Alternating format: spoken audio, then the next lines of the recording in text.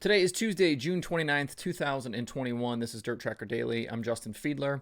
Today on the show, we are talking last night's PA Speedweek show at Lincoln, Cole Duncan versus Hunter Schuerenberg, and more. So let's jump in. Pennsylvania Speedweek continued last night with round number 4 at Lincoln. Lance Deweese and Brent Marks won the first 3 rounds between them, with Marks entering the night as the week-long points leader. The field was beefed up last night with Kyle Larson and Christopher Bell joining the fray. In the feature, it was all Justin Peck out front. He had a few challenges from Robbie Kendall, but was strong on the top and bagged the win. The race of the night, though, was behind Peck. Kendall and Larson had a hell of a battle for second, with slide jobs, contact between the two, all kinds of stuff. In the end, Kendall did a whale of a job keeping Larson at bay, with the help also of a few timely cautions. I feel like that's the interesting thing about Lincoln, and feel free to tell me I'm wrong here, but I feel like this is a place where you really have to earn your passes. On several occasions, Larson had Kendall cleared, but momentum kept Kendall in the fight. I kind of feel like that's what's cool and kind of not so cool about Lincoln. Sometimes it leads to races with a ton of passing or without a ton of passing, and sometimes it leads to great battles, kind of like we saw last night between Larson and Kendall. So your top 5 was Peck, Kendall, Larson, Dietrich, and Bell.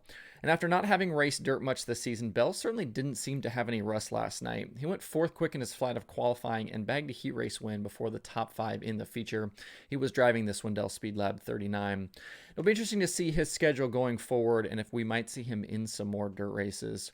Contenders Freddie Raymer and Brent Marks both had issues on the night, with Raymer out early with a popped engine and Marks suffering a flat tire and finishing 16th. Marks did keep the points lead entering tonight at Grandview, with Dietrich, Abreu, Peck, and Paul McMahon in tow. Larson and Bell will be back in the field tonight as well. You can watch the action live on Flow Racing. So got called out yesterday in the YouTube comments for not talking about the Ohio Valley Sprint Car Association show from over the weekend at Atomic Speedway. My guy Biff was in there giving me crap about it. Working 4 races over the weekend at Pocono kind of got me on that one. I completely missed out on that one. So I figured I'll go back today, check it out, and kind of give you guys some thoughts. The OVSCA 410 show was part of the Atomic 100 weekend, and it was a race that was mostly dominated by Cole Duncan. There was a caution with 9 to go for Cale Conley, who exploded a right rear tire. He was running 9th. That closed up the field and brought second running Hunter Schuerenberg to Duncan's tail tank. They traded sliders for a few laps after the restart before Duncan was able to get away again. Later, though, with just a few to go, Duncan caught lap traffic, and that allowed the 55 to close back up on him again. On the Y flag lap, Schuerenberg threw a slider into 1 and cleared Duncan, but the 22 had momentum and pulled alongside down the backstretch. Schuerenberg tried to hold him down into 3 and take away that slider line, but they were too close together. Duncan got into Schuerenberg's left rear, sending both cars spinning. Duncan caught the wall and turned over, while Schuerenberg just spun out, didn't have any damage. Duncan then emerged from his battered race car to confront Schuerenberg during the ensuing red flag. I honestly don't know that I have a big problem with what either driver did in the situation. Schuerenberg was trying to protect into turn 3, and Duncan was trying to get back to the lead of a race he dominated. It didn't look like anything was intentional from either side. I think it was just kind of a racing deal. And even afterwards, it didn't look like punches were thrown. Duncan was yelling a lot, waving his hands, but there didn't appear to be any physical contact. We did have one of Schuerenberg's crew guys come onto the track to get Duncan away from the car, but I certainly don't blame Duncan for being upset. I feel like even on things like iRacing, you have people that get mad when they crash while running 15th in pixel race cars. I can only imagine the emotions in a situation like we saw the other night. I don't love the physical altercations in some of these situations. I think that's taking things too far, but I don't have a problem with some guys getting into spirited conversations, as you will. Guys have adrenaline going, they're tuned up, it certainly happens. I don't think it's different even than, we talked about Blake Hahn on yesterday's show. He was so upset after crashing out of the lead at the Dirt Cup. These drivers and teams have a lot invested in these races. I'd almost be worried if they didn't have some sort of reaction. As for what happened on the track, Schuerenberg still had the lead into 3. He was ahead of Duncan, so he's not going to lift, and there's no reason to really give Duncan any more room than is necessary. And you see that with guys all the time. They're trying to take that slider line away. They'll run low into the corner. But same for Duncan. He had the inside line. Trying to move into turn 3 was probably his last chance at making something happen for the win. I think that's just racing.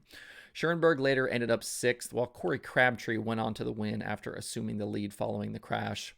If you watch it or if you go back and watch it, it's available actually over at Flow.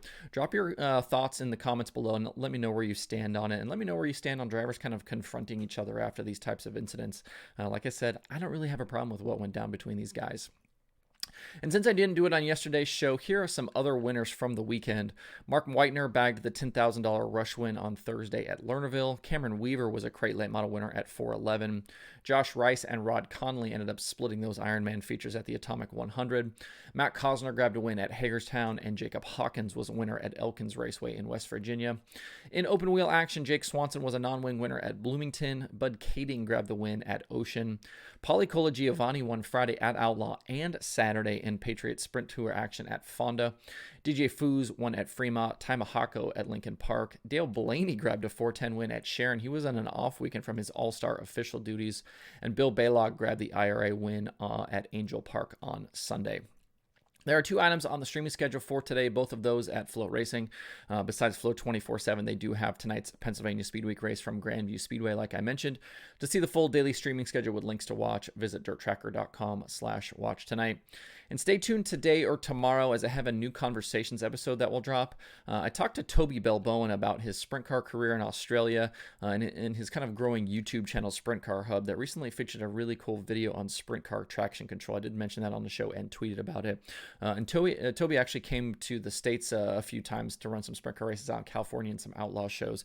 So a cool conversation with him coming up. You can find that episode in the podcast feed or the DIRTRACKR YouTube channel as soon as I kind of get to it to put it together and get it posted.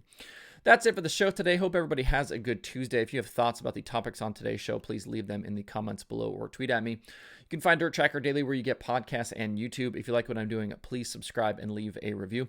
That certainly helps out the show. You can follow DIRTRACKR on Twitter, Instagram, Facebook, and TikTok at DIRTRACKR. I've been trying to do better on Instagram. I have like this whole library of photos that I've taken over the years, thousands and thousands of images. I'm trying to start to share some of those. So Instagram is a cool place to be right now if you're following DIRTRACKR. You can check out the website for all kinds of cool dirt racing stuff by visiting DIRTRACKR.com. Thanks everybody for tuning in. We'll see you tomorrow for more DIRTRACKR Daily.